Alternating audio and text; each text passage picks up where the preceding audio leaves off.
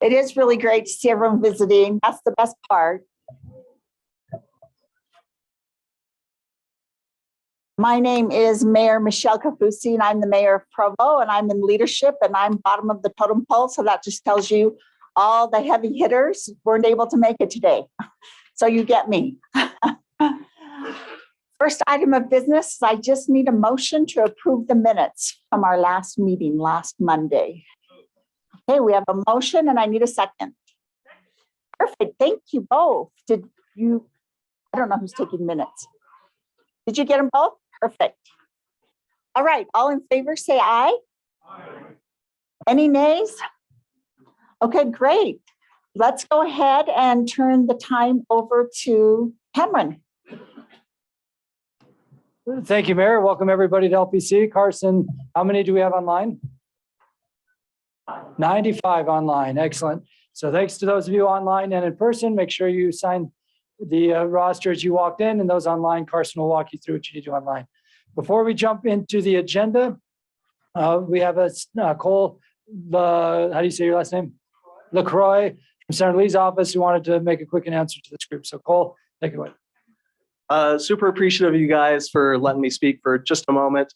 My name is Cole LaCroix. I'm a legislative assistant for Senator Lee. I work on energy and natural resource policy.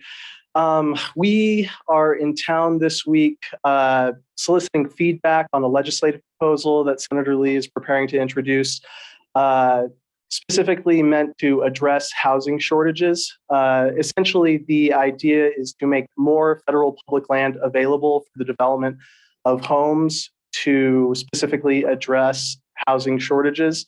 Obviously, this is something that is, very important to Utah at the moment. And so we just wanted to make you guys aware that we're in town, available to chat, and would love to get your feedback on the proposal. So again, my name is Cole LaCroix. I have to rush to another meeting to talk a little bit more about this proposal. But if you would like to chat further, feel free to contact Nate. He's sitting in the back, Nate Jackson, standing up right there.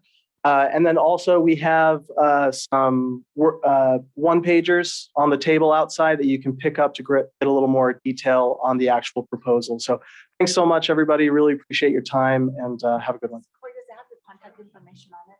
Yes, and the paperwork outside also has my email on it. So feel free to reach out via email if we don't get a chance to chat in person. Thanks so much. Thank you, Cole. And this concept, this proposed federal legislation actually came up in one of our housing meetings last week, which is why we wanted to make sure you heard it directly from Senator Lee's office. You can also coordinate through us to get additional information. So Mayor Cafusi, thanks for conducting the meeting, and let's get underway. Because as you can see, it's been a nice quiet week since we last saw you. The good news for those of you keeping track at home is that there are 6 session weekends during the legislative session. We've now had 3 of them. So in that regard, we're halfway done. Well, weekends are just days you don't come here. Yeah. No. I don't get weekends because we were exchanging emails all weekend. But at least we didn't have to come to the Capitol to do it. All that means, though, is that we have 18 and a half business days to go, and there are still a ton of moving parts. Our key objective today on some of these big ticket items is to get your general direction, and then we'll be coordinating with the officers, because I think this week is going to be vital, because you're going to start to see language on bills that we've been anticipating but just haven't come forward yet. So that's a good place to start with housing and land use. As of Friday night, I thought I would have a Commission on Housing Affordability bill ready to present to you today. I do not.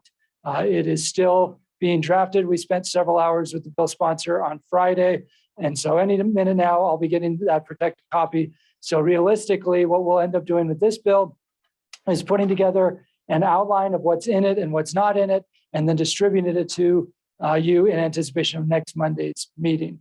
As a reminder, the League Board gave us general direction of what we anticipate will be in the bill. That was in early January, a lot of moving pieces since then. So stay tuned. The other word that we have used for the Commission on Housing Affordability bill is SB 34+. So we've been using those 2 terms interchangeably. Just for reminding you. Yes. early on. Perfect. Thank you for that reminder as well.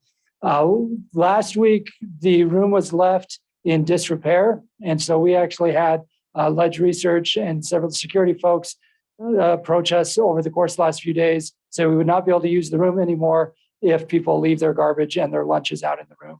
So we've gotten as many garbage cans as we can. So please make sure you clean up after yourselves with lunch so we can continue to use the room. Okay, so the second item in the housing space is the station area plans concept. Still not in bill form yet, but we had over 70 city officials who joined us for a call. That was last week, right, Justin?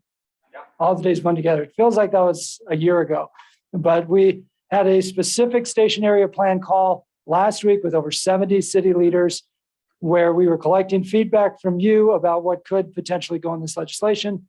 And then Wasatch Front Regional Council, the League, and UTA have been trying to put meat on the bones that is consistent with that feedback. And then we met with Representative Waldrop Friday afternoon.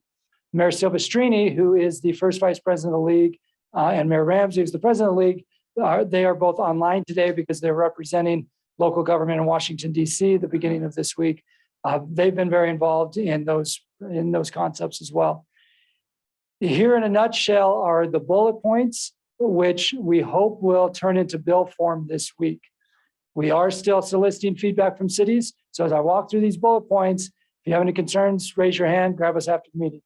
So number one, there would be a fixed radius around fixed transit. So fixed transit being defined as bus rapid transit, tracks, and front runner. Right now, that fixed radius, we're looking at a half a mile. The city would still determine the what, where, and when of the development within that area. So the city is still the initiator. State law would require that radius. The current version is focused on the UTA area, but could still apply to other transit areas, whether that's in Park City, St. George, or elsewhere. The second key component will be key objectives and key criteria that would be in state law that cities would need to meet as part of their planning effort. Those objectives would include housing availability, environmental sustainability, access to opportunity, transportation connectivity, and the like, but also the opportunity to explain why this particular station area may not be able to meet those objectives. So the perfect example is the track station at the Salt Lake City International Airport. It is highly unlikely, if not impossible, that you'll ever have housing units right there at Salt Lake International Airport. So the concept here is to be able to say within the station area plan process, here are the criteria, and the city then is planning to meet that criteria unless you can't, and then here are the reasons why you can't. So you wouldn't be able to meet the housing pieces or the housing objectives at the Salt Lake Airport, but you certainly could meet the transportation connectivity objectives at Salt Lake Airport. Okay, the third piece is we've been using the term station area plan about this whole concept. Now we're trying to take a step back based on a lot of feedback from cities and distinguish between station area visioning and station area plans. And here's why. There are 59 stations in the UTA, or I believe it's 59. It may actually be more. Well, it definitely will be more as some of these BRT stops get underway. But only 18 currently have station area plans. And the station area plan concept in state law now is going to look different than it will look in the future. So we are trying to delineate between the visioning effort where a city would go through the visioning process for that station area, and then the actual on the ground implementation plan of how you're going to meet those objectives. And that's going to look different in every city. And even within the same city, it's going to look different depending on your station. So distinguishing between the station area vision, station area plan, and also distinguishing between what is development ready in the short term, the medium term, and the long term. The next key component will be the, potential changes to referendum standards as they relate to stationary vision, stationary plans, and land use actions. And then we're still working through the timelines about how all these pieces fit together and potential prioritization process for development applications that are within the station area vision and consistent with the station area implementation plan. Last but not least, making sure that there are state funds or other incentives available, both for the technical assistance at the front end, but also to reward communities that are going through this visioning and planning process, potentially to help defray with infrastructure costs. So again, in a nutshell, those are the main concepts based on the feedback over the last week or so from league members. Not a bill yet, so we're not ready to take a position on a bill that hasn't been drafted, but wanted to give you an update of those different moving pieces. We had over 30 cities and over 70 people on the call last week. So if you have additional questions or concerns about the station area visioning and planning concept, just grab a league staffer afterward and we can follow up with you and give you an update of where things are. We're meeting again tomorrow with Representative Waldrop, and this is why I'm hoping that by the end of the week, we could have a bill for the LPC to officially consider next week. Carson.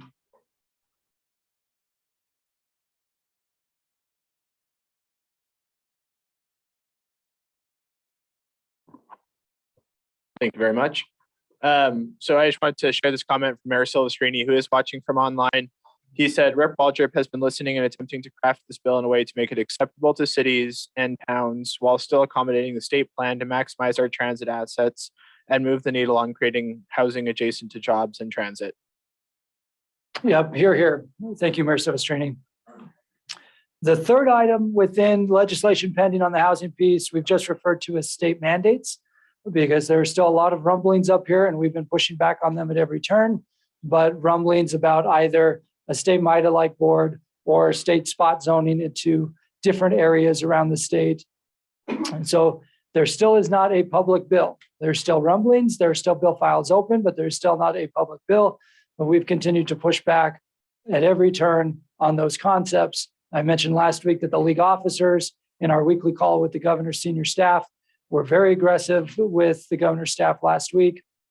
And we have that call again tomorrow. And so we'll be following up on a variety of these topics. So stay tuned, because if and when those bills come out, we'll be sending action alerts and we'll be asking you to engage with your legislators. We don't want them chasing ghosts right now, but if and when those bills come up, it'll be very important that we're collectively as aggressive as possible to push back against those bad bills. The last bill in the housing land use space is House Bill 303. This is a bill that is out now. We had a meeting this morning with the Property Rights Coalition. I'm looking around for anybody who was in that meeting because hello back there, Lynn. Lynn, can you give just a quick 30-second explanation of what the bill in its current form does?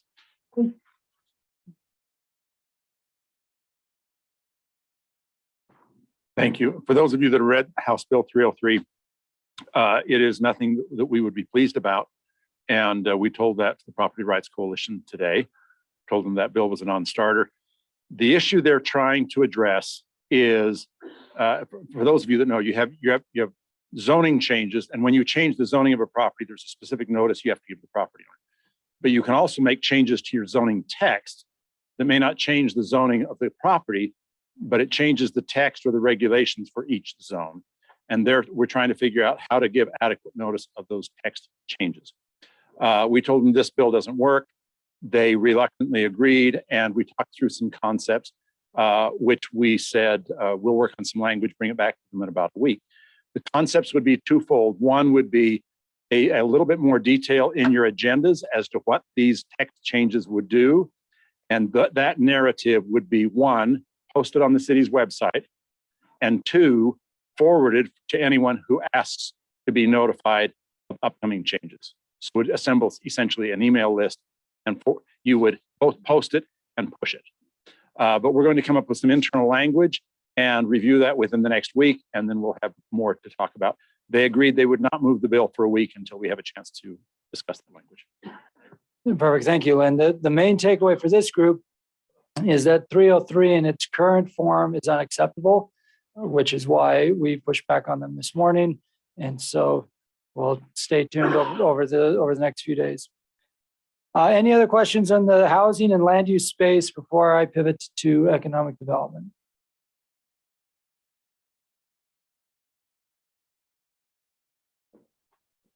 Okay, So as I progress to that, just a reminder, make sure you're signed up for Friday Facts and the nightly email. We have not yet sent any action alerts. So for those of you who are new, you haven't missed anything. There just hasn't been anything that's risen to the level of an action alert. But once the action alert goes, we'll need you to make sure you follow up with those legislators so that they hear directly from you. They are getting inundated with email more than ever before because there are a bunch of other special interest groups that are running large email campaigns. So it's critical that you leverage your personal relationships and not just rely on sending an email that maybe the intern will see, but picking up the phone, sending a text, making a phone call and explaining this bill is problematic for these reasons, or this bill is great for these reasons. All of the bills are on our bill tracking website. And as I mentioned, the action alerts are going to be picking up. And then for the bills that impact your city, positive or negative, use your social media to engage with your residents so that they know, as the constituents of the legislators, if these are good bills or bad bills and why. As a reminder, the legislature ends March 4th. That week, the last week of the session, is actually now the candidate filing period. So during the last week of the session, when you've got a lot of big bills that are coming to a head, legislators also have to file for re-election. So in terms of maximum leverage for you, particularly as elected officials who can endorse candidates, that last week of the session is critical. So make sure you as elected officials are not just giving away your endorsements. As legislators are going through the last few days of the session and they're filing to run for re-election and starting that process in March and April, make sure you're holding them accountable for good bills and for bad bills. Okay. All right, perfect. Okay. So Carson, I'm going to switch over. You can see that now? Okay, perfect. Okay, this has been updated as of, let's see, 12:18. Do the math, about 27 minutes ago. Met this morning with Representative Schultz, who's the bill sponsor of House Bill 151. Retail incentives almost was going to be heard in House Committee today. It will not be heard in House Committee today.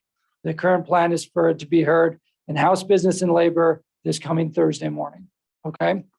So depending on what happens between now and Wednesday night, you may see an action alert, in which case we'll need you to follow up with the members of House Business and Labor. Let me update you where we're at right now. I'm going to frame it with this key question. This is part of the 90 minutes I had with Representative Schultz this morning. And that key question was this. The league is opposed to the bill as currently drafted. What, if anything, would move the league's position and warrant the league changing our position of opposition to House Bill 151? Back in December and again in early January, the league board endorsed the concept that is listed there as ULCT proposal. It's now been updated February 6th because it keeps changing by the day. So that's updated as of last night. But that's still consistent with what the league board gave us as our marching orders in late December and early January. So we have been trying in our negotiations to get to a place that's consistent with that league direction. But that is the fundamental threshold question for Representative Schultz as he's looking at potential other adjustments to the bill is, will any of these adjustments ultimately move the league position? Because if so, he's still willing to continue engaging. If not, his point, and it's a fair one, is I'm going to move forward with my bill. You're just going to oppose it anyway. So I frame what we're about to discuss over these next few minutes with that threshold question. What I'm going to now do is over in the far right, you can see in red the sticking points. So the points of dispute between Representative Schultz's current public version of House Bill 151 and the direction that the league board provided to us in early January. Okay. So the first piece is twofold within the definition of housing. Number one is the definition of housing within mixed use developments. And number two is the definition of housing that is adjacent to a commercial center. On the first piece, the mixed use piece, the current version of House Bill 151 says 50% of the area has to include housing. That's what mixed use is. I defy you to find a mixed use development in Utah right now that would meet that threshold. So instead, based on the feedback we've been receiving from cities and others, we have come back and said, okay, have this tied to unit per square footage. Our proposal was the square footage of the actual business that receives the incentive. What Representative Schultz said this morning is that he liked the nexus of unit per square footage, but not just to the one business that receives the incentive, but to all the denominator of all of the square footage, retail square footage within the project area. So to put this in simple math, if you had one housing unit necessary for every 1,000 square feet of retail, our proposal was if you are incentivizing a big box that's 50,000 square feet, it would be 1 to 50,000. So 50 units would need to accompany the 50,000, okay? But if that 50,000 is part of a larger retail complex that say has 100,000 total square feet, then it would actually be 1 into 100,000. So that's part of the sticking point, is how to actually do that formula.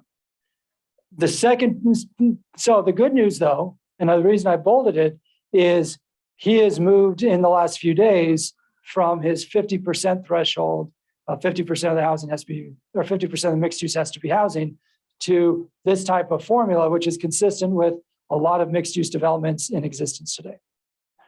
What it does not include is what we've referred to as the adjacent housing piece. And Nathan there is looking, I knew I had seen you earlier, but we've used quite a few photographs from Harriman to articulate what happens when the sequencing of the development means that you've got all the housing, particularly multifamily housing that's been built, and it's left gaps that the market is not filling in. Should you be able to count those adjacent housing units toward that housing formula for purposes of using retail incentives? Right now, he's in a position of saying no to that piece. Even though I've shared with him multiple times now photos, not just of Harriman, but examples from around the state. The third key issue here is in the definition of infrastructure. And again, this has moved considerably as well, to where now he is open to saying, in addition to the city being able to do incentives for system infrastructure according to your Impact Fees Act, also equivalent infrastructure for cities that do not have impact fees, and structured parking. So a city could incentivize retail if you use the dollars in any of those categories. So structured parking was a new addition as of this morning. The fourth piece is definition of redevelopment. Currently, in order to do a community reinvestment agency and use those redevelopment tools, a city has a threshold of 7 policy items, of which you need to meet 4 when you do your redevelopment study. We have been pushing to just use that same analysis. The current version of House Bill 151 says instead of picking 4 of the 7, you can only use incentives to overcome one of 2 development impediments, either demolition costs or certain environmental costs. So it scales back the authority of RDAs. The next sticking point is around the definition of low-income areas. So I refer to it as equity, but we have a definition of low-income areas. Representative Schultz has a definition of low-income areas. The next definition of dispute right now is around the definition of rural Utah, where this prohibition would not go into effect. Currently, House Bill 151 says counties of the 5th and 6th class and municipalities therein. This morning, he acknowledged that he was willing to extend that exclusion to counties of the 4th class with the cities and towns therein. Next sticking point is around the scope. So 30,000 square feet is what we've proposed as a definition of big box in state code. Okay. He feels like that is still too big. The concept here would be anything up to 30,000 square feet. This bill does not apply. Anything above 30,000 square feet of the gross floor area of this prohibition would apply.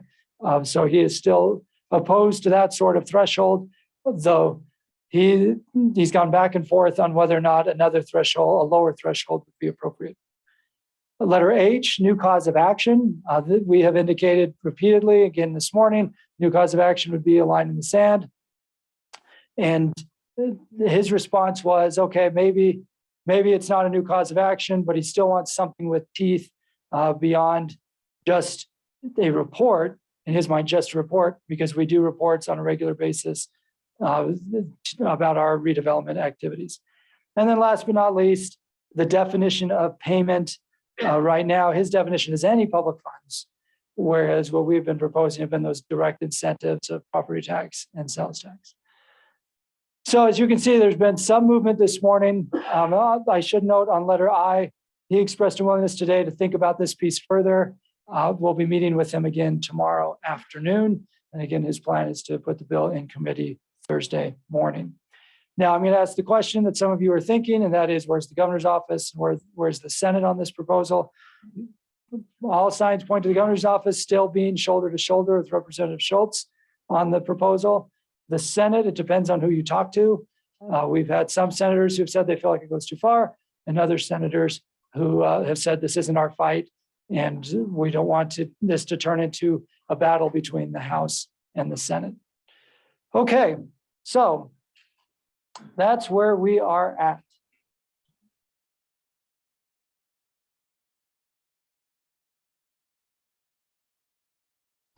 Between now and next Monday, this bill will be in committee. The current league position is to oppose the bill as currently drafted. I've highlighted for you what the sticking points still are, some of which we've made progress on in recent days and hours, some of which we have not yet. Any specific questions that anybody wants to ask now before I ask for the follow-up piece? Isaac.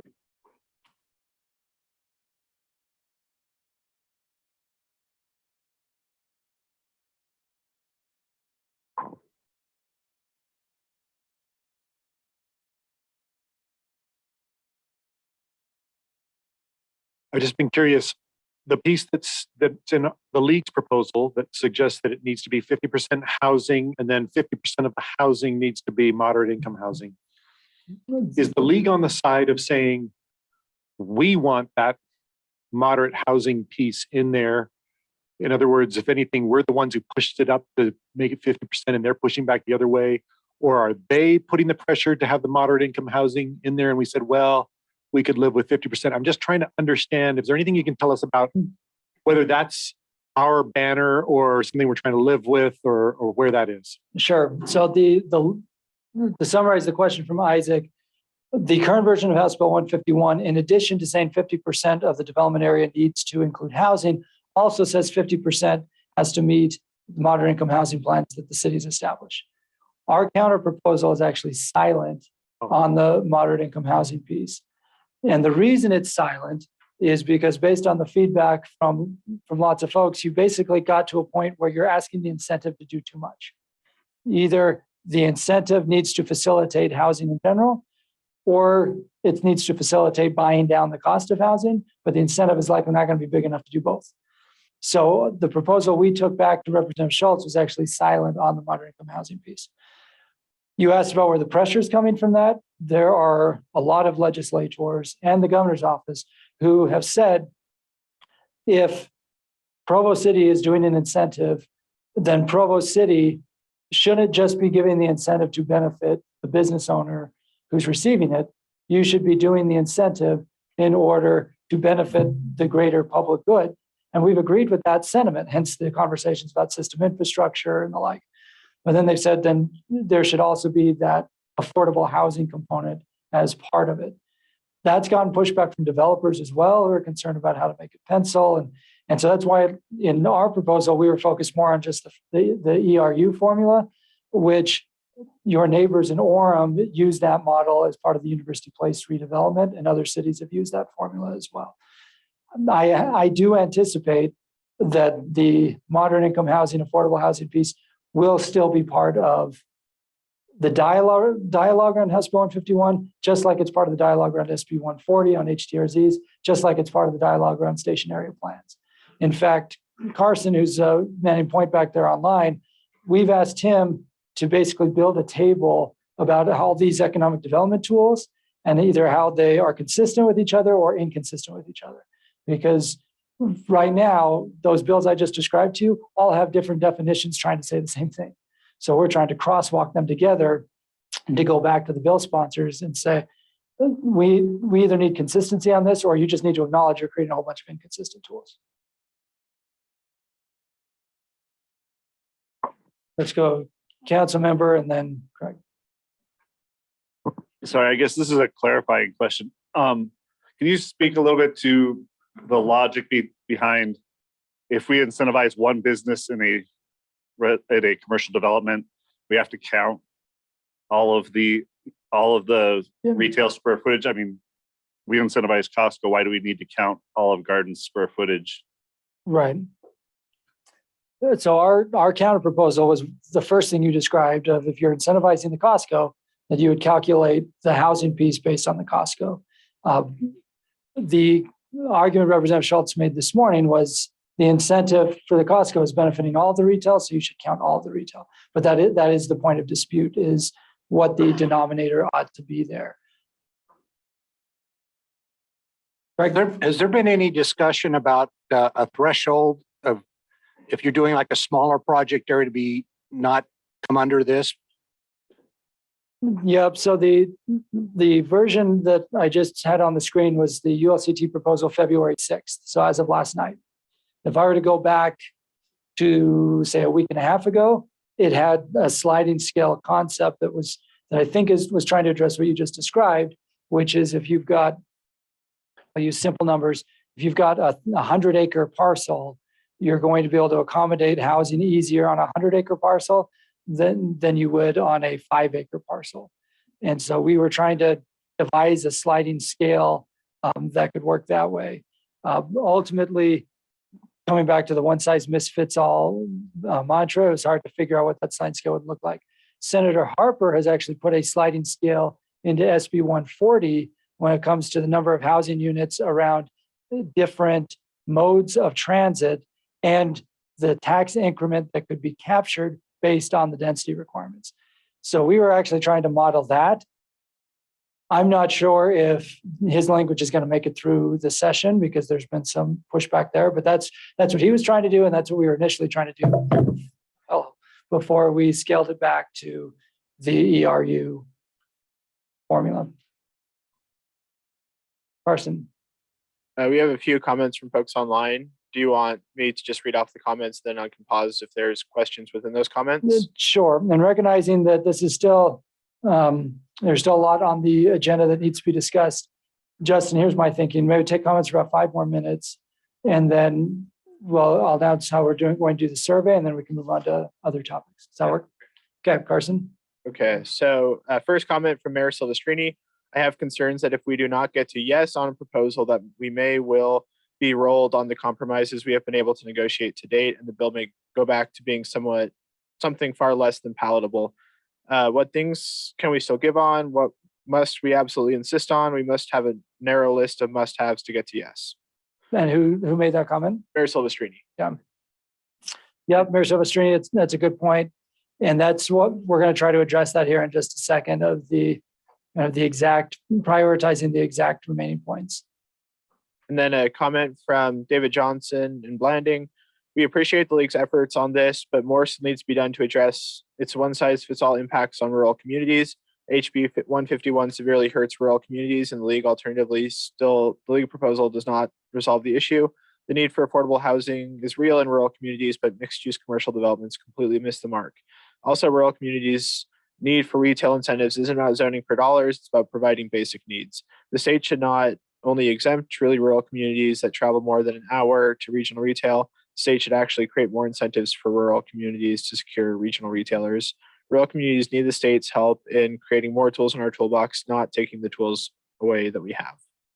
Yeah, David, good point. And thank you for your emails last week. So part of our conversation this morning was about Blanding and your unique circumstances there. And Representative Schultz was open to potentially changing that rural definition in part because of the arguments that we made about blending.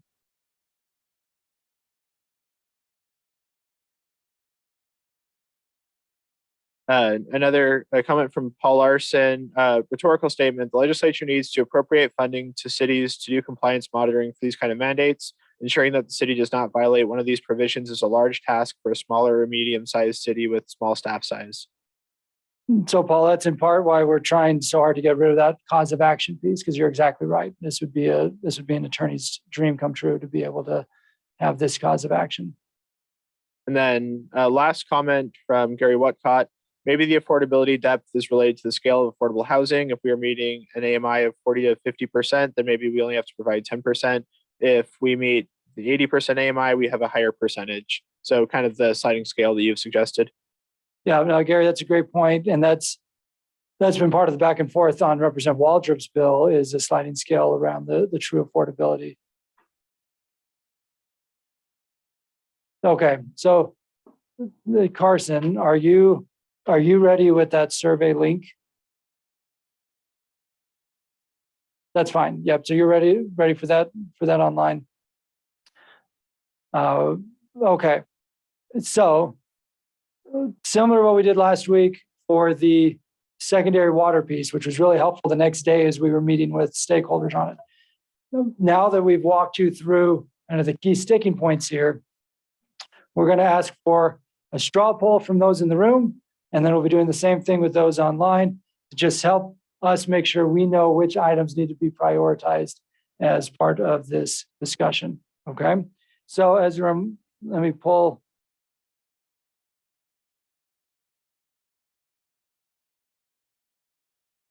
This sheet back up.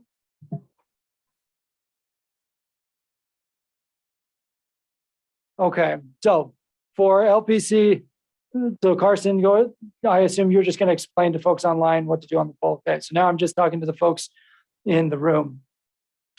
So as we'll just walk through each of the items that have a letter next to them on the far right. And can I blow this up more? Perfect. Okay, hopefully this makes it a little easier to see. Okay. Again, straw poll here because it's still not a bill. We're not taking official positions. But for letter A, raise your hand if you are comfortable enough with the formula concept and the mixed use of the ERU for the square footage of the entire retail. Come back. There you go. So raise your hand if you are comfortable enough with that concept. Yeah, letter A. Okay, if you're comfortable enough with that concept of letter A. Please raise them high enough so I can actually see them. Thank you. You're right, I know this is all kind of in that space, but it's just comfortable enough. Okay. Okay. Raise your hand if you are, okay, hands behind me. Sorry for that. Oh, I should look at this way more often. Okay. Raise your hand then if you are uncomfortable with the concept in letter A. Raise them high if you are uncomfortable with the concept in letter A.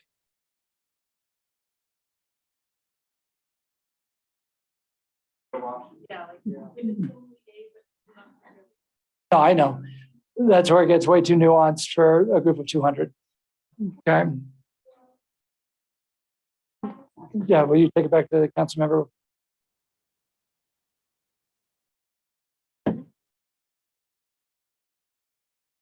Thank you. Just a quick question, Amy Feller, Salt Lake City. So the entire retail includes, I mean, by definition, entire, not just the incentivized retail. Is that correct? As of now, yes. Okay. As of now, yes. And this, in many ways, what is ultimately going to come out is going to be a combination of letters A through I, right? Sure. So what we're asking in terms of this straw poll is just to help us gauge the room of which pieces are the lines in the sand and which pieces can continue to be massaged. So that's what we're trying to get from you here, because none of this will happen in a vacuum. And there are different pieces even within the questions that still need to be negotiated. Nope, no problem. Thanks, Councilmember. Okay. Letter B this is the adjacent housing. Raise your hand if you are comfortable enough with the bill being silent about counting adjacent housing. Okay, so right now, the bill doesn't consider adjacent housing. Raise your hand if you're comfortable enough with that approach. Okay, LPG. Okay, raise your hand if you're uncomfortable with the approach of the bill not considering adjacent housing. Okay.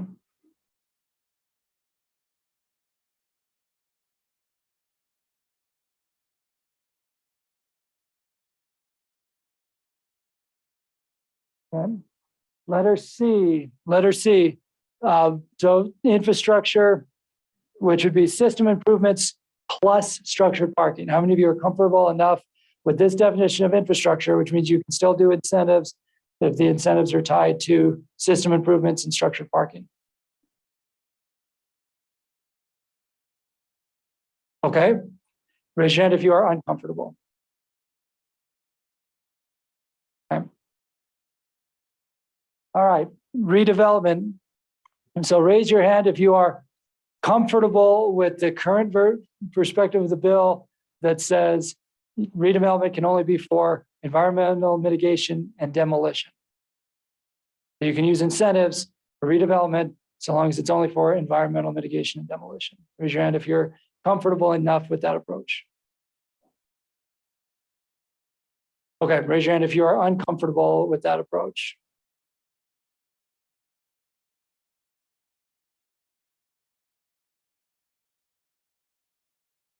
Okay. We'll skip letter E because that again is a technical piece. Letter F on the rural piece.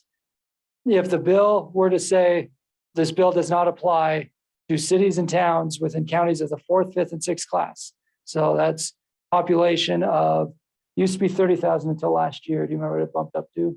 Like bumped up to maybe 40. Okay, so ballpark 40,000 people in the county or less. Raise your hand if you're comfortable with that definition of rural Utah. Comfortable enough, right? Okay, raise your hand if you're uncomfortable with that definition for rural Utah. Is this a negotiation? 1 second, Mark. Because if it's a big deal, Um, for all of us to say we stand behind rural is great, and we're all there. But if this is a negotiation piece, it's this or something else. My vote's going a different direction. So yes, we support this, but if this is a pivotal piece, then there's other things that are far more important. Sorry, rural. That's why we're trying to ask them one by one, is we're trying to identify the priority of the policy itself, knowing that all of these pieces are going to get thrown into the hopper together. So let me ask that question again. How many of you are comfortable enough with a definition that says in rural Utah, this bill does not apply, defined as counties of the 4th, 5th, and 6th class in the cities and towns therein? Okay, raise them high so we can see. Okay, perfect. Raise your hand if you're uncomfortable with that. I've got it. Okay. Okay, almost done. The current definition that we've proposed has been that the prohibition goes into effect at 30,000 square feet and above. The current bill is silent. So in other words, any incentive for any retail is prohibited unless it meets an exception. So how many are comfortable enough with a threshold that is, I'm just going to say ballpark 30,000, because this is very much a political number right now. How many of you are comfortable enough with a number that's ballpark 30,000 as to when the prohibition goes into effect? Raise them high again so I can see. Okay, and how many of you are uncomfortable with that ballpark 30,000 number? How many of you are tired of raising hands?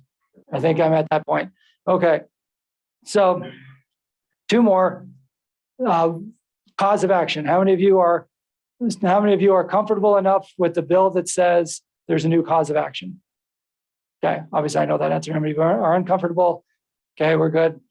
Now, how many are comfortable enough with, say, a new reporting requirement around retail incentives? So reporting requirements similar to what we have already with RDAs. And begrudgingly, okay. And then last but not least, property and sales tax piece, how many are comfortable enough with they focus just on property and sales tax as opposed to any public funds? Raise your hand if you're comfortable enough with just the parameters around use of property and sales tax rather than any public funds. Okay, raise them high. Okay, and how many of you are uncomfortable with the just property and sales tax? Okay. Okay.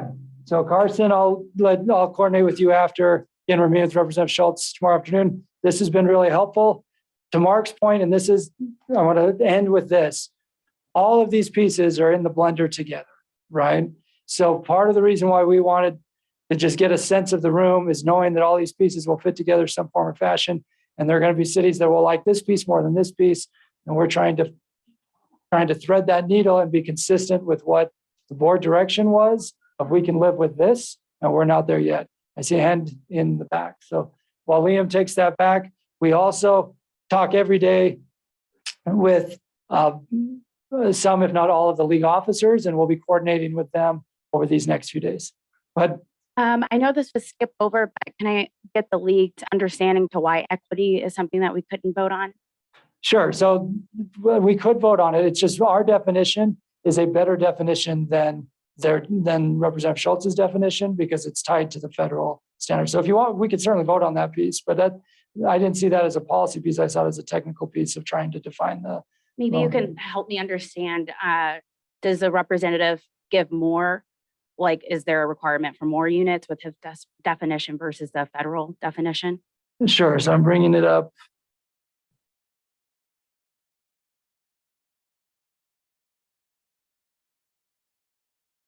Yeah, in fact, I guess I didn't put that in this document. So, no, here it is. It's at the top right. So development and census block with an AMI less than 70% of the state median wage.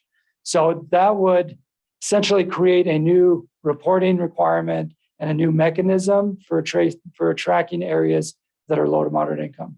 So what we've proposed based on feedback, particularly from Salt Lake City, has been to say development and census tract where 51% or more of the residents are at 80% AMI and below, which is consistent with how low and moderate income areas are currently tracked.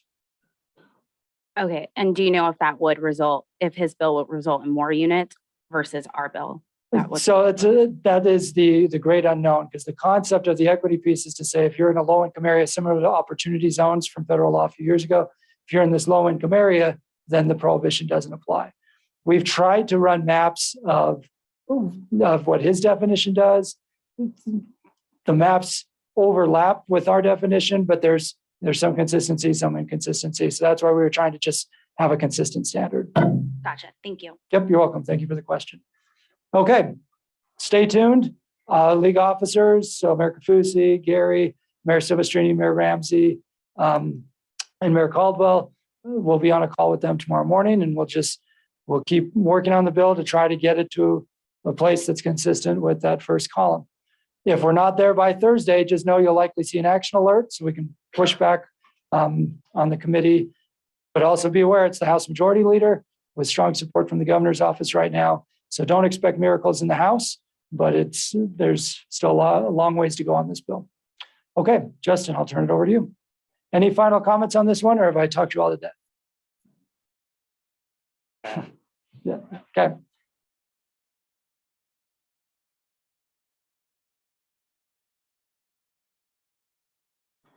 All right, while we digest all that, last week I gave you an important update on Encanto, and more of you remembered that update than half of the other things we said. So I'm not sure what it says about the rest of the meeting, but I'm going to give you an update on the Olympic medal count right now. Sweden has the most gold medals with 3. The Russian Olympic Committee has 7 total medals.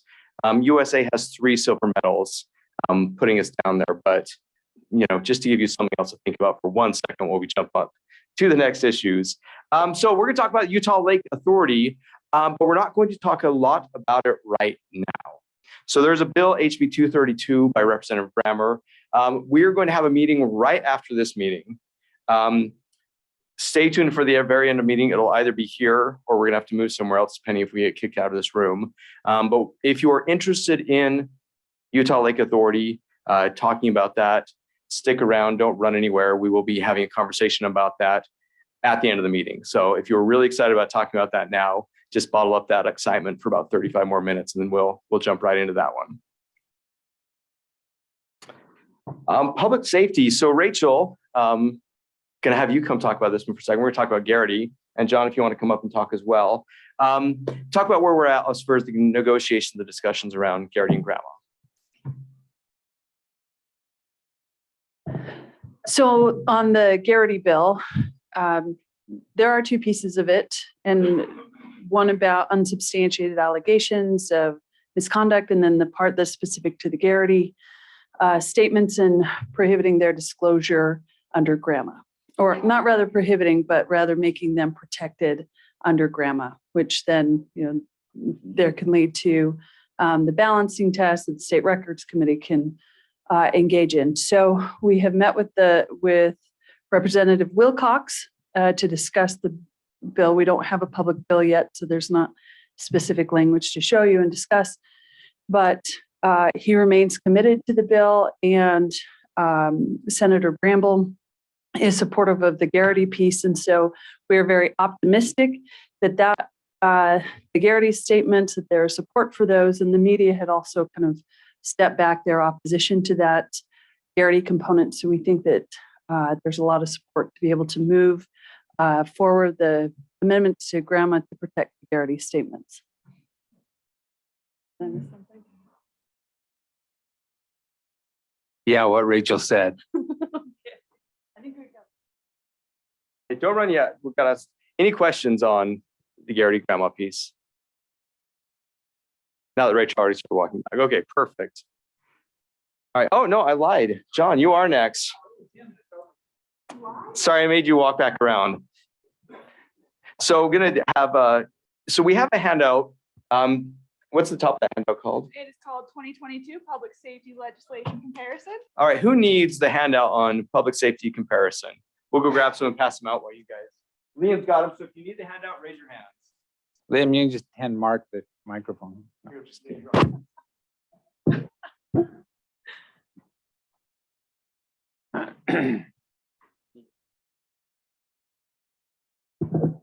So while those are being handed around, I put this together to try to get a feel for looking at kind of the comprehensive impact of some of the public safety legislation that we're looking at.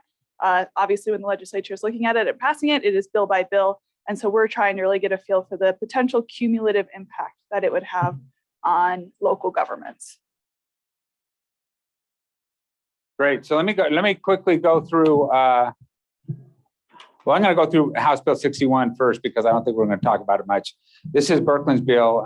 Representative Birkeland's bill allows once you retire, currently you have to set out for a year before you can go back to work, or it affects your retirement benefits. Senator Birkeland's bill changes that to 60 days for police officers and teachers, as long as they go back to work in small rural counties or cities in rural counties. And we don't have any numbers on that, but we've talked about that and House Bill 12 all together before. And so I just wanted to bring that up.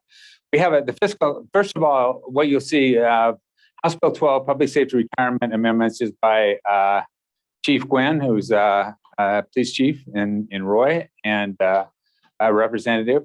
Currently, we stand opposed on that. What this does, originally this bill changed the retirement for Tier 2 public safety officers from 25 years to 20 years. The fiscal note on that was enormous. And the substitute we're talking about right now doesn't deal with that at all, but it does do exactly what we talked about Birkeland's bill does. It changes the cooling off period from from 1 year to just 60 days. This would allow people to retire in place, essentially come back to work for another agency. There's things in that bill that says you cannot make a deal before you retire. I don't know how you enforce that, but it says you can't do that. And then the fiscal note on that, as you'll see with Molly's great work, is $7.8 million. When we do the math and take the number of tier 2 public safety officers we have in the state, that comes out over annual cost of about $1,300 per officer. That was for the other one. Oh, that was for the other one? Oh, that was for 12. Ignore me. That was for 12. Yeah, about $1,300. We think that this will increase the number of police officers we have. We'll have people retire and come back. We do think that will have at least a small impact on that. The second bill, any questions on Gwen's bill? Yeah. So there's if you look at the second sheet you should have in the packet, that's Exhibit 1, impact on actuarially determined contribution rates and annual cost for participating employers. And you can see ideally where your city or town will fall in there. Those contributions are going to fall in section 3, 4, or 5. And so for some of the larger cities that have their own risk pool, it tells you exactly how much your impact will be. For the cities that are combined in the smaller risk pools, it shows you that cumulative cost for your larger risk pool. Questions? The second bill that we want to kind of take into consideration is House Bill 23. That is by Representative Ryan Wilcox. This deals with first responder mental health services amendment. The first thing this does is it has a $5 million grant that's available to help with mental health services for first responders. The priority, it does not just allow that in smaller counties and cities, but they will get the first priority for getting this done. What it requires as part of that, it doesn't just provide a grant, it also has requirements on cities. Everybody that has first responder agencies that assess that we must have mental health services for our first responders, an assessment to determine appropriate mental health treatment, outpatient mental health treatment, or peer support services provided by peer support specialists. All really good things. I am one to believe that there's the one thing that I think would help, maybe not recruitment, but retention of public safety officers, is giving them appropriate mental health ability to deal with mental health issues when it comes up. As we talk about this, we've talked with Representative Wilcox a couple of times, and personally, and I think as staff right now, we have a couple of issues with that bill. Just as it says, number one is the definition of first responders is very, very broad.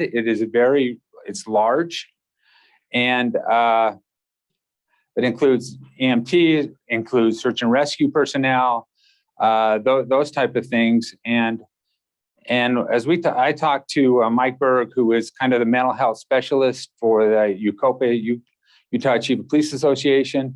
His concern with that, and I think our concern with that, is to deal with mental health issues dealing with our first responders. It takes kind of a specialized kind of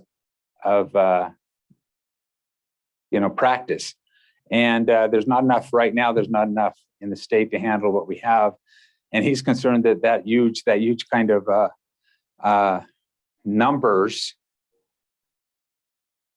will kind of have everybody just put on their shingle that now we specialize in public safety, and then we will not get the kind of service we need. The other issue dealing with this that we're concerned about, and Representative Wilcox, as I mentioned, is more than willing to work with us on this, is that just the kind of the definitions is we're supposed to provide mental health services for our first responders, their families, retired first responders, and those kind of a broad area there too. And we just need some definitions around that. If we have someone that works 20 years for West Jordan, for instance, 20 years for West Jordan, takes 60 days off, goes back based on on Gwinsbill, takes 50 days or a year off, comes back to work for Conwood Heights, my own stopping grounds in Conwood Heights. And they work for 2 years there. And then we're required to cover mental health for that person. Where did he retire from? Those kind of definitions are just really important. And, you know, when we talk about public safety officers and their children, someone retires at the age of 45 and they have a child that's 2 years old. It really doesn't define whether we're responsible for their mental health requirements for that child until they're 90, which could be a long kind of you know, obligation for us. Good bill. I think public safety is important. We do not have numbers on that because we don't have an idea. We don't know what it costs. House Bill 70 is also Representative Gwynn's bill, public safety disability benefits. Currently under state law, if you are a firefighter or you are a tier 1 first responder and you get hurt on the job, and there's some definitions of what that means. It says in the bill, it says this coverage is if public safety employees injured or becomes ill as a result of external force or violence while performing employment duties. It requires contribution to a fund. And as I mentioned, in firefighters and tier 1 public safety officers, if they are disabled, go on disability or workman's compensation, and they are off for say a year or 6 months, that their contribution to the URS system is not covered. It's covered for tier 1 and firefighters. Tier 2 right now, police officers, it is not covered. And what this bill does is it requires us, if they're injured based on those criteria I just met, for us to continue the contributions into URS. Again, there is not a fiscal note on that because we don't have a clue. We don't have a clue what that'll cost. You can imagine what would happen if you had a catastrophic event in your apartment. That would be catastrophic. If you're just dealing with 1 or 2 or 1, it doesn't matter. Now, you have a handout. You have a handout with that, and so I'll let Molly explain that handout. Yeah, absolutely. So we kind of have a clue, but not really able to aggregate. So as John mentioned, this would only apply to your tier 2 employees. It's your third sheet. And it should have kind of like the colored bands. And so what you want to look at there is column 7. And so essentially that is the percentage that you would need to contribute of your employee's salary into their retirement fund. And you would need to contribute that for as long as they are either on long-term disability and workers' comp. And so essentially, usually I was talking with Corey this morning, oftentimes that might be set for, we'll say 2 years, and then they'll reevaluate. And if that is something that is decided, the workers' comp claim has determined that you are disabled for the rest of your career, then you would be responsible for filling that gap until that person reaches retirement age. There is also the opportunity to say that you are not permanently disabled, but you are not able to return as a public safety employee. And in that instance, you would be able to stop paying because they would be able to pursue employment elsewhere. So it's kind of a figure it out based on your own circumstances. Sorry.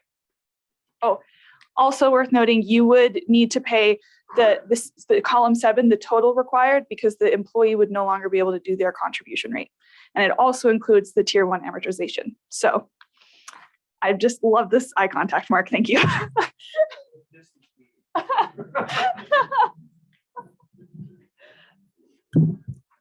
Questions? This is John Hiskey with Taylorsville.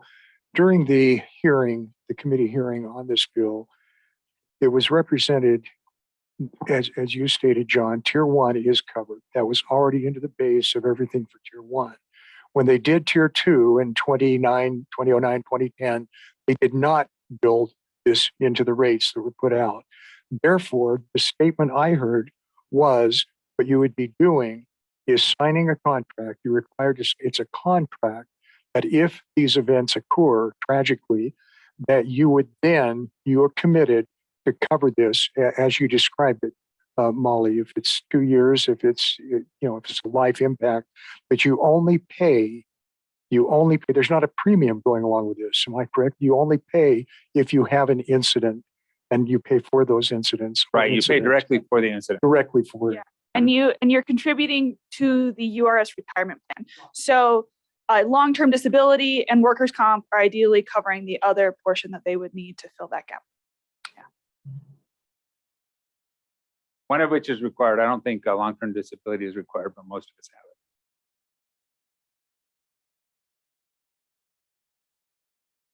it. Okay, currently, as you see up there, we have on our list that we're opposing House Bill 12, that we're still working with Wilcox to see what comes out of House Bill 23, and we're neutral on House Bill 70.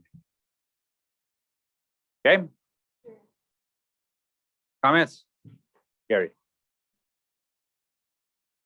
John, with House Bill 23, the blank check of an ongoing commitment for mental health care, and it really concerns me. That could go on for years and years, could create havoc for some of our accounting with other post-employment benefits. And I think it's something that really needs to come out of the bill. My question is, do you think with Representative Wilcox, if we took a position other than pending, if we took a, say, oppose unless amended versus or a support if amended, where he might be most amenable in understanding our position on that? First of all, let me comment on that. As I read through the bill, I think that most of our EAP, except for the requirement for assessment, I think most of our EAP products that we have out there, I think a lot of cities, not almost all cities, have something like that. And so, that's going to determine, that's why the cost is really kind of individual with what you're accomplishing. The meat of the question is how do we deal with Representative Wilcox on this? I don't know. We're committed to meet with him. We're trying to meet with him this week. We will get some of our colleagues there to be able to deal with that. He has already told us that he understands at least a couple things that I've pointed out, that he recognizes that those are a problem and is more than willing to work with us on it. And so I would prefer that at least initially that we keep that right where it is, so we can negotiate with him, and then see where that comes out, and then take a position one way or the other after that. Brian has a comment. Mr. Allen. So is there any chance to get him to limit the liability to the political subdivisions to the amount that the state's willing to grant, so that we're not on the hook for an unknown dollar amount? So say those services are provided as long as that grant money is available. Once that grant money is available, then they have to go through normal process. I mean, right now they could qualify for work comp benefits under a mental health claim if they can prove that it was job related. I mean, there's a lot of ways they can get service. Yeah. But I mean, I think if they're willing to put 5 million up, let's try it as a pilot, see how it works. If it actually gets the desired result, then maybe we can talk about expanding it out and we'll have a better idea what it actually costs us. But I say limit it to, claims up to that amount that they're willing to grant at the state level. Well, I mean, it's services. It's really not claims on 23. I mean, it's services we're providing. But it's kind of funny you should ask that, because when this bill first came out, we kind of went over it and we missed, there was one sentence that said we shall provide these services. And we really thought that that's exactly what it was a grant program, that the grant was for those services. But as we drilled down a little bit on it, we realized that there's that one mandate in there that we must provide those. And my sense is that's in his mind the most important part of this legislation, and he's putting the $5 million in there to make it easier for us to do that. Mayor?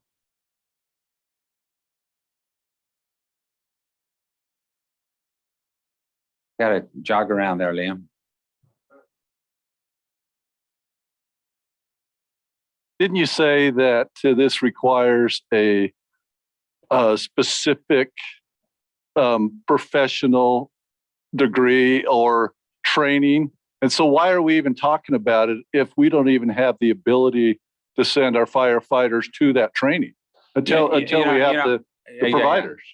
When I talked about, first of all, I was editorializing maybe more than I should have.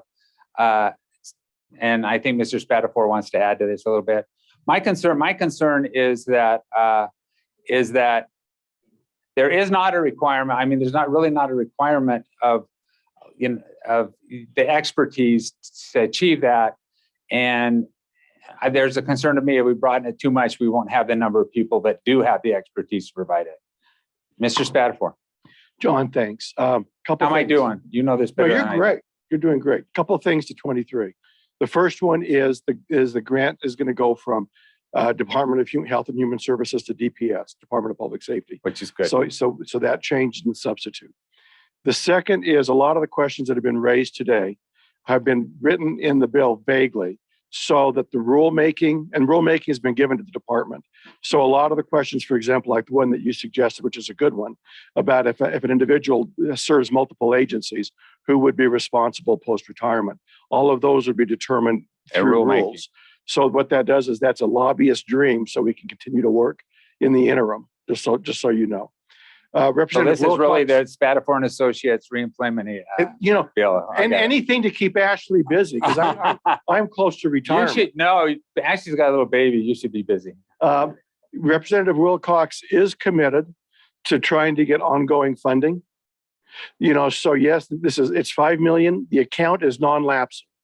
So if that first year any money is left over out of the 5 million, it'll stay in that account, and so there'll be non-lapsing funds. Mm-hmm. The other issue that we've been talking about with DPS and Representative Wilcox is an idea of pooling services. And the bill does not preclude that. So for example, just out of argument's sake, 90%, I think 85% of our police agencies in the state have fewer than 15 member agencies. The administrative cost of doing a program in each of those 90% of those agencies would eat up into that $5 million. Mm-hmm. So if the league, if DPS, if somebody wanted to do a pool where you don't need as many professionals simply because you've got a pool of officers, and you would put together a program that would reduce administrative costs, still provide the services, you'd have the expertise needed. Now, I'm not saying any of this to convince everybody to vote to support the bill. I'm just saying that just as some of the other discussions that we've had.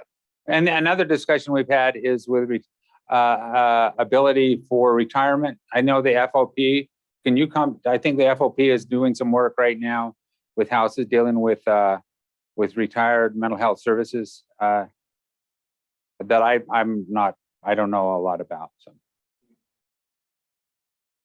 Gary. Just a question. How many entities do we have where EAP actually covers them beyond retirement? It doesn't in Layton, and there may be some that do. And anybody have that? I don't think anybody does. So that's something we'd have to find, something we'd have to pay for into the future. We don't really know how far down the road that we'd have to do that. The other thing, when I say EAP, does everybody understand what that is? Okay, employee assistance programs. Dealing with different than EPA, right? Yeah. Okay. Yeah. Good. And the second question I have is, or IRA or NRA. I can't remember which one.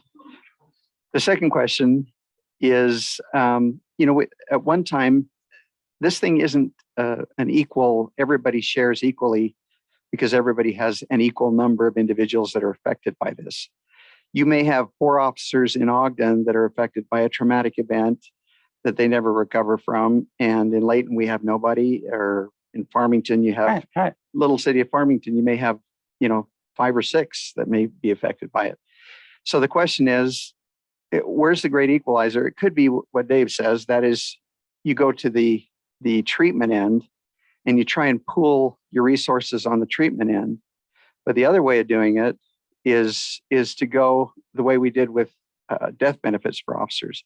And that is, collect a little bit from every officer in the state, and then that would be pooled to provide that service through EAP Yeah. or whatever other entity. But the bottom line is there's no one entity that can guarantee that you're not going to have a catastrophe that you're going to have to pay for into the future that may be much bigger than what you ever anticipated. Absolutely right. And so what is there to protect that? The second issue is be careful of the legislature giving us money. Because a few years ago, we had, if you remember, we had $5 million dedicated for the tier 1 to increase the tier 1 benefits. And it was $5 million, I think, over 2 years. You may remember that. And come last couple of days of the legislative session, They never made appropriations. we went Right. and talked to the Senate, and they said, well, sorry, they had other needs for that. And so we got stuck essentially with the increase, but never got stuck with the grant, the $5 million grant in both years.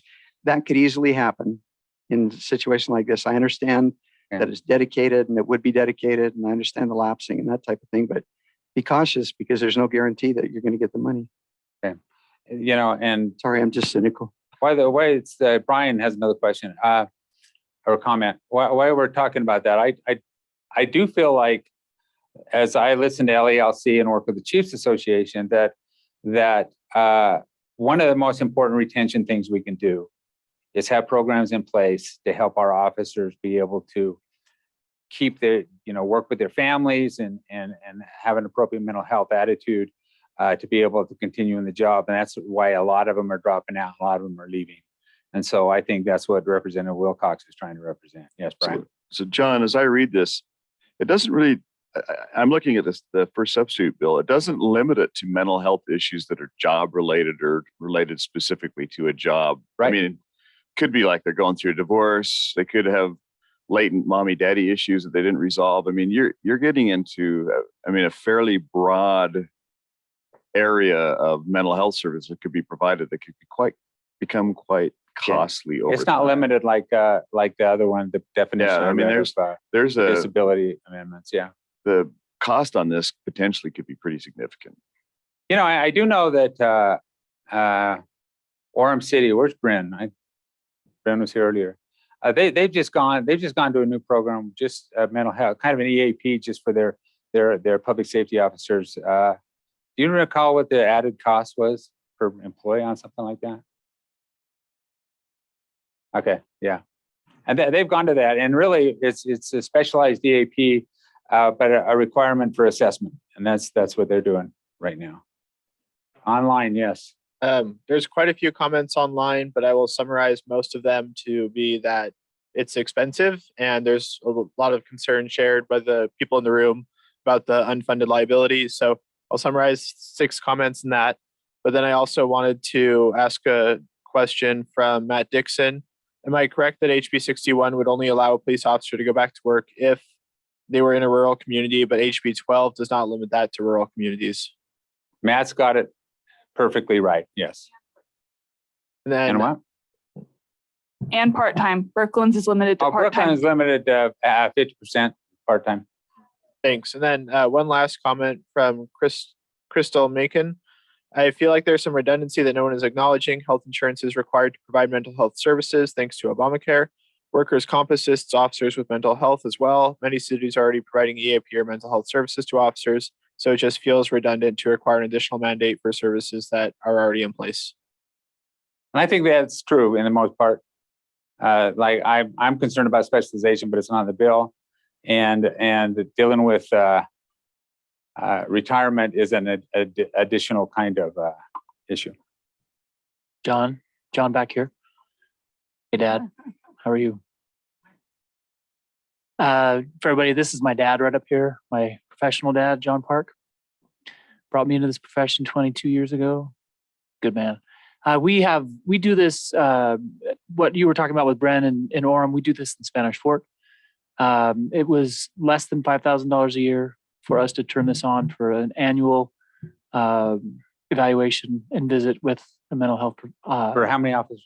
About 40, 45. About 40 officers. So, so really not that expensive. And I bring, without coming across as insensitive, I don't know exactly what we're trying to solve here, because we do offer these services, and I'm not sure what bridge we're trying to gap. And we're continually trying to destigmatize the offerings and get the officers to be comfortable, which is why we require an annual visit. And every year it gets better and better. The officers are going more regularly and more regularly, and that's giving us great benefit.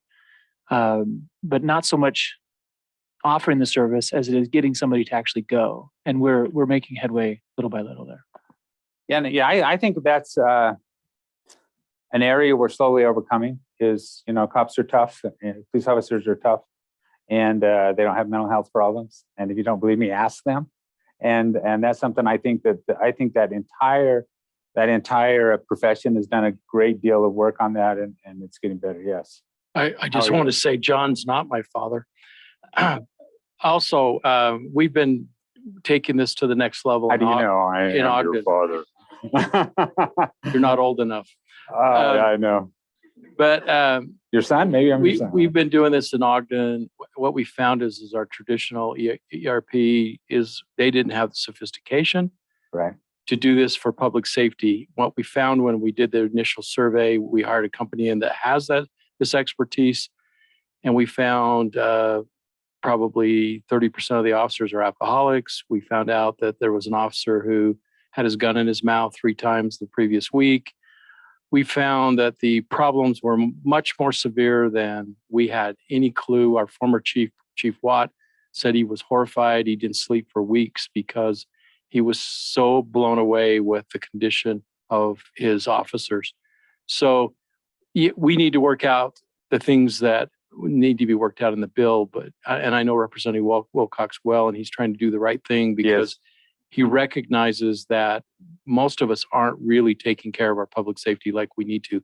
They see things that nobody should ever see, and they have to live with it. And so I put a pitch in that, one, I know Representative Wilcox, he's worked a lot with us, and this is the right thing to do. And you might be surprised how many of your public safety people are suffering because they're not getting the kind of help they should be getting.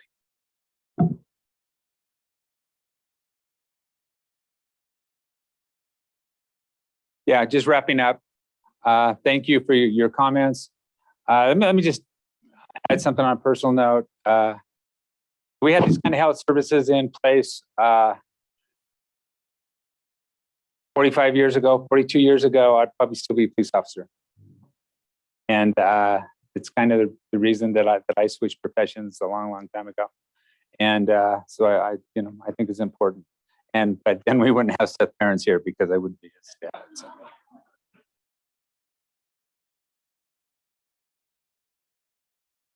So somehow I lost a slide in here, but that's all right. Gary, we're gonna have you come up for a second and talk to us about why we should care about some of these public utility and IPA bills. Thanks. This is going to be fun. I'm going to summarize almost 40 years worth of stuff in 5 minutes. And for those who are paying attention, going to hopefully draw a connection between Disneyland, the Dodgers, Delta, and environmental decontamination, and why we should all care about those things. So there are about 40 cities in the state of Utah that are municipal energy providers. 23 of those in the late 70s, including Bountiful and Logan and Kaysville and others, joined together to form the Intermountain Power Agency. That agency constructed the Intermountain Power Project in Delta, Utah. So there's our first D. That's a coal-fired power plant, and it was essentially became our food storage, a way to generate and diversify our power for our communities, diversify our portfolio, have energy in reserve if we needed it, we could call back. For a power plant to be efficient, it needs to be built to a certain size.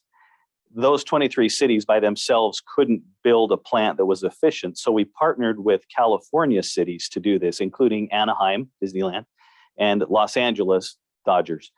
In about 1983, that plant was created, and Utah cities are entitled, the 23 Utah cities are entitled to about 20% of that power. We had an agreement, and still do, whereby we can lay that power off to them if we can buy power more cheaply or generate it more cheaply. So it's a very cost-effective way for these 23 cities to provide power. In 2012, the California state legislature passed a law that prevented California from purchasing any more coal-powered power, coal-generated power. So for the next 2 years, IPA tried to find other buyers of the power to help keep the plant sustainable, and we were unable to. I should add at this point that in addition to the 2 coal-fired plants, a transmission line between Delta, Utah, and California was built. After the years of trying to find partners, what we ended up deciding to do was convert the power plant from coal to natural gas and ultimately to hydrogen. This was so important for the California cities that we also negotiated after 8 years. They agreed to pay for the costs of the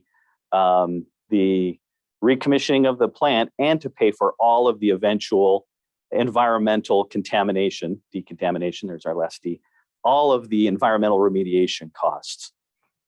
We were set in January to begin bonding to convert the power plant when during the special session, 2 somewhat separate interest groups got involved.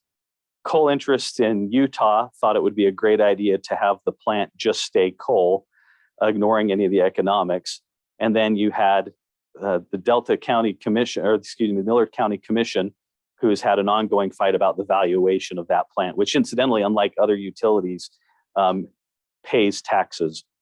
So a bill was passed in the special session that basically was intended to stop the conversion of the plant and affect the bonding ability of our plant to convert to natural gas.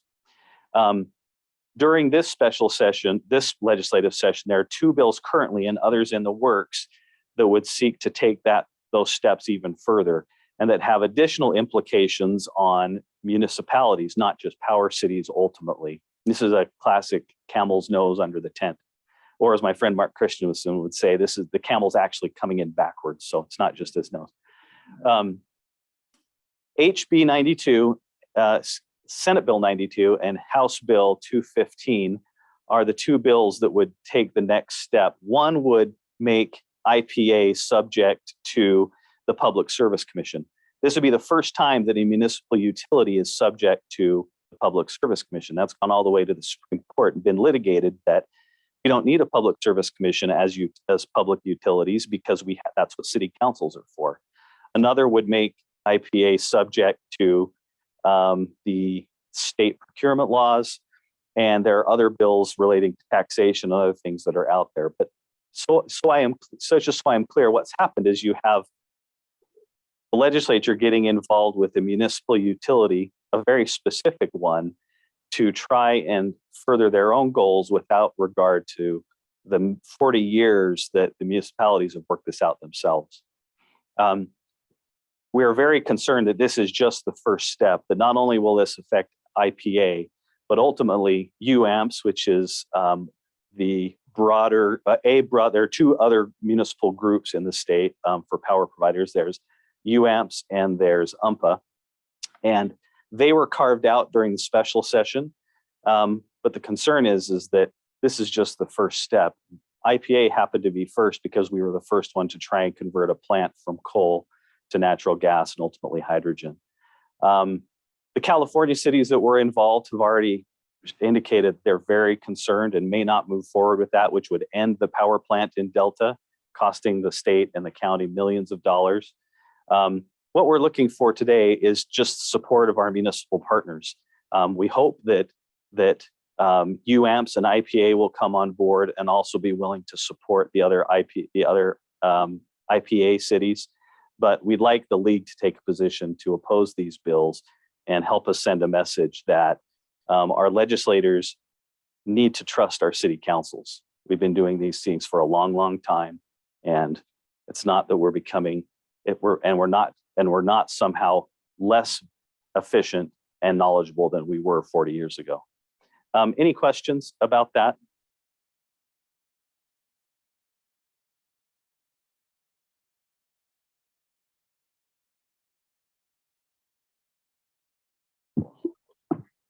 No, Gary, I think the league should support this. I had a question.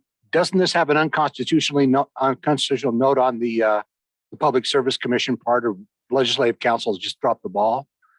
It's a good question. I'm going to have Kate Bradshaw come up, who's the bountiful city council member, but also the lobbyist for IPA. They stopped issuing those notes. Oh, they have, okay. Yeah, Because they never got read, but I guess that's the reason, but. Yes, it was a fun practice to use several years ago, but they have discontinued that. They'll provide them privately, but not as they attach a fiscal note that you're used to seeing any longer. Yeah, they're not doing those. Okay, thank you. That argument has been raised, though. Well, it should be because it is.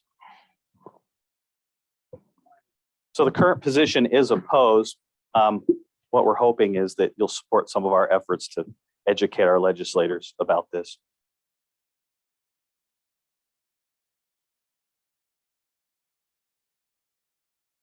All right, thank you, Gary, and thank you, Kate. We're just over time, but we're going to run through a couple of other bills really quickly, just to give some quick updates, and then we'll get into the Utah Lake meeting. So for those of you who are still got your energy up on that one, it's coming in just a minute. All right, HB 239, governmental entity budget transparency. This one is coming from Representative Abbott. We had a good meeting with him last week, saying that we're opposed to his bill. We couldn't quite figure out what it was he was going for. We expect to see a substitute from him on the bill that will change a couple of things. One of them that we expect that won't have that population-based criteria there anymore. He's realized that may not be the best thing, but and Gary was in the meeting with me, so correct me if I'm wrong or if this is too flippant. But Representative Abbott really likes percentages on budgets. He doesn't want to just see the amount of dollar change. He likes to see a percentage. And if I was going to boil it down to anything, that's what he's looking for in the bill. So we'll see what the next iteration says. Yes, I know so many comments. We don't have a lot of time. He really likes percentages, but we're looking for the next substitute. We told him we would look for that next substitute and let him know if we're still opposed to it, which we probably will be. Local health department order amendments. I had a good meeting with this one with Representative Strong this morning. We are currently opposed to the bill, but he is looking at changing some of those problematic pieces that affect all cities. Right now, this is really at the end of the day about the mask mandate and about the battles over that. It's related to the pandemic and epidemics, but it also has language in there about other health emergencies. So he's going to be removing the language about other health emergencies and then making some changes in there so it doesn't affect water issues. Right now, there's concerns about whether that would affect water issues and other things. We expect to see a substitute on that one, and then we'll take a new position. We're currently opposed to it, but could have a substitute anytime that could change our opinion on that one. But he has been working with us on that one. Eminent domain amendments. I don't know if Carson, I don't know if you want to do a quick up. Sorry, I know this is the eminent domain one from Peterson. I know you had a quick meeting with them. You don't have any updates on this one? This one we're opposed to. This is the parks one, right, Carson? 85 is the parks one. Yeah, so this is one that says you couldn't use eminent domain if you're going to build a park. We're opposed to that idea of them telling us where to use eminent domain in general. Haven't seen a lot of movement on this one, but just want to update you that it's out there. The electric assisted bicycle use amendments from Todd Weiler. I asked Todd Weiler this morning. This is one that's been brought up. I know some cities are very concerned about this. Some are not particularly concerned about this, but it was on the Senate floor and it stalled out on the Senate floor and got circled. So I asked Todd Weiler this morning, is your e-bike bill still moving forward? I heard it might have stalled out. And his response was, it's cursed. If it moves forward, it will only include a small disability piece. So it may move forward. The trick there, of course, is defining what disability looks like. So this bill may be cursed and gone, or it may be cursed and coming back. But we don't expect its current iteration to be anything that we see again. And finally, Phil Lyman has a bill, the Open Public Meeting Act violation, which basically says if you knowingly keep someone out of a meeting who has a right to be there, if there's a Class C misdemeanor, I believe is a penalty. We're opposed to that kind of penalty, particularly for keeping someone out of a meeting. This comes from mostly about a school board discussion where someone was removed from the meeting and he didn't necessarily agree with that. So we're opposed to this. We'll keep watching that one. But just some quick updates on that. I know we're over time, so we don't want to spend a lot of time on that. But as always, if you have questions about bills, please reach out to us. Don't hesitate to reach out. text, email. We want to talk. We want to get the updates. Cam, any final thoughts? And then Mayor will need to take a motion here in just a second. Let me pull up the bill tracker. You want to talk about the big? Okay, so obviously we've hit you with a lot today because local government is being hit with a lot up here. And Molly has been working on a document that's almost ready for prime time that we'll be finalizing this week to share with you that you can discuss with legislators, but where we're trying to aggregate all of the bills that either erode your authority, micromanage local government, come with an unfunded mandate, so that as you talk to legislators, you can basically say, what gives? Like, why is it that there are almost 50 bills as of today? See, this is what I want though, right? Like we want, is that you? Ah, yeah. I mean, it's fair. Yeah, it's fair. It's your, yeah, right. I mean, it's your first session dealing with the legislature. I mean, I get it. And that, but it is important though, over these next few days and next few weeks, that you drive home to your legislators that the micromanagement of local government, the unfunded mandates on local government, that all of these pieces need to end, and that we want to be partners. And there are multiple bills that we've talked about today where conceptually we're in the same general ballpark, and it's just a matter of, do we work together or do we work against each other? And so stay tuned for that information that'll be coming later this week. In the meantime, recognize you're going to start seeing action alerts this week, and please make sure you follow with legislators. If you get an action alert about a legislator who represents your city, who's on a committee about a key bill, follow up with them immediately so that they can stand up for your city and for all of us collectively. So that we can take the motion on the ratification. All right, Mayor, we're ready. I need a motion to adjourn. Or ratify the bill tracking. Let's ratify the field tracking position first. I need a motion. Right. In a second. Can you raise your hand just so we can see? Oh, there you are. Great. All right. All in favor, say aye. Any opposed? Okay, great. It passes. Okay, our final motion. I need a motion to adjourn. All right. I need a second. Okay, great. All in favor, say aye. Aye. Thank you. Thanks, Mayor. If you are sticking around for the Utah Lake discussion, maybe just move further up into the room. If you're not sticking around, we love you, but please go away.